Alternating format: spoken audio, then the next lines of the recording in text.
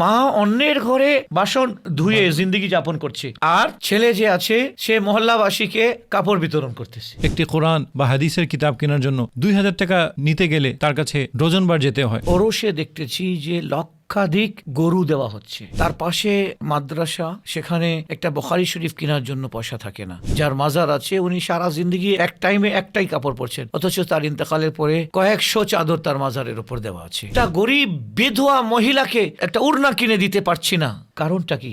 আমাদেরকে জানতে হবে যে কোথায় দান করাটা বেশি উত্তম। তা মাজারে চাদর দেওয়ার তুলনায় কোটি গুণ বেশি সওয়াব পাবেন। ঠিক। দূর ও কাছের দেশ ও প্রবাসের প্রাণপ্রিয় ইসলামী ভাই বোনদের আজকের এই প্রশ্নোত্তর পর্বে আমি স্বাগতম জানাচ্ছি। আমরা কোরআন শরীফের পড়তে পড়তে এবং হাদিস শরীফে বিভিন্ন জায়গায় দেখেছি যে রাসূল করিম সাল্লাল্লাহু আলাইহি সাল্লাম মুসলমানদেরকে দ্বীনের জন্য দান সদকা করার ক্ষেত্রে উৎসাহিত করেছেন। বিভিন্ন শিল্পপতি বিত্তশালী ব্যক্তিদেরকে দেখা যায় যে তারা বিভিন্ন পীরের ওরসে মাজারে লক্ষাধিক টাকার গরু এবং মহিষ দান করতে তারা দ্বিতীয়বার চিন্তা করেন না, অথচ সেই মাজারের পাশেই অবস্থিত একটি মাদ্রাসায় কোনো প্রিন্সিপাল, কোনো হাফেজ, কোনো শিক্ষক একটি কোরআন বা হাদিসের কিতাব কেনার জন্য 2000 টাকা নিতে গেলে তার কাছে ডজনবার যেতে হয়। এই বিষয়ে আলোচনা করার জন্য তাশরিফ এনেছেন আমাদের প্রাণপ্রিয় শেখ ফখরে বাঙ্গাল ডক্টর সৈয়দ ইরশাদ আহমদ আল বুখারী। হুজুর, এই বিষয়ে আমাদের আপনি নির্দেশনা দিন, কি করা উচিত আমাদের? বিসমিল্লাহির রহমানির রহিম। কোরআনে আল্লাহ সুবহানাহু ওয়া তাআলা ইরশাদ করছেন, ওয়া তাআওয়ানু আলাল বিররি ওয়াত তাকওয়া ওয়া লা তাআওয়ানু আলাল ইসমি ওয়াল উদওয়ান। তোমরা একে অপরকে নেক কাজে সহযোগিতা করো, কেউ কাউকে খারাপ কাজে,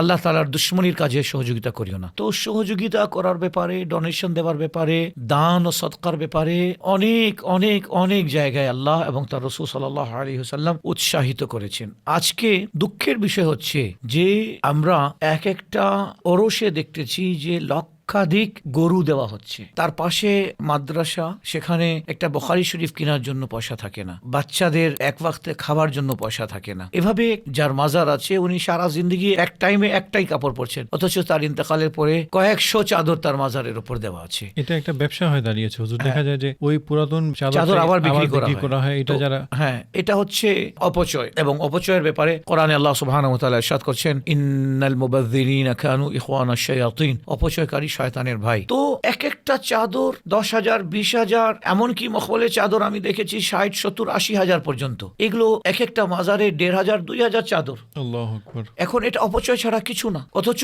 মাজারের পাশে একটা এতিম মেয়ে জোড়া তালি কাপড় পরে আছে, সে কাপড়ের অভাবে বাইরে বের হতে পারে না। অযথায় আমি লক্ষ লক্ষ টাকা খরচ করে গরু দিচ্ছি, আমি একটা বুখারী শরীফ, একটা মুসলিম শরীফের পয়সা দিতে পারছি না, এবং শত শত চাদর মাজারের উপর দিচ্ছি, একটা গরিব বিধবা মহিলাকে একটা উড়না কিনে দিতে পারছি না। কারণটা কি? কারণ হচ্ছে যে আমরা ভুলে গেছি, আমাদের ইলম নেই, আমরা জানি না কোন জায়গায় দেওয়াটা বেশি উত্তম। ঠিক।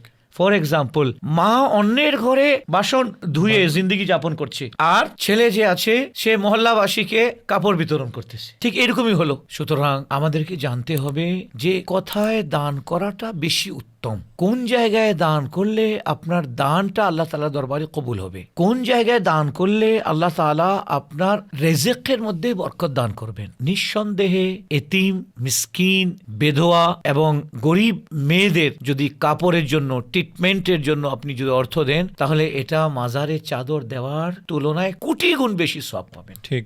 ঠিক এভাবে আপনার মা না খেয়ে আছে, আপনি লক্ষাধিক টাকার গরু কিনে দিচ্ছেন, তো মাকে দেওয়াটা আপনার জন্য ওয়াজিব অবশ্যই, আর এখানে দেওয়া আপনার জন্য ফরজও না, ওয়াজিবও না, এবং এটা নফলও না। যদি সত্যিকার ওখানে শরিয়া বিরোধী কোনো কাজ না হয়ে থাকে, তাহলে দান করাটা মুস্তাহাব, করলে সওয়াব আছে, না করলে গুনাহ নাই। তো আল্লাহ সুবহানাহু ওয়া তাআলা আমাদেরকে সঠিক জ্ঞান যেন দান করেন যে কোথায় দিলে আল্লাহকে রাজি করা যাবে, কোথায় দিলে আল্লাহ নারাজ হবেন। আল্লাহ তাআলা ইরশাদ করেছেন, ওয়ালা তাআওয়ানু আলাল ইসমি ওয়াল উদওয়ান। সহযোগিতা করবে না, ডোনেশন দেবে না গুনাহের কাজে এবং আল্লাহ তাআলার দুশমনির কাজে। আল্লাহ তাআলা আমাদেরকে বুঝার তৌফিক দান করুন।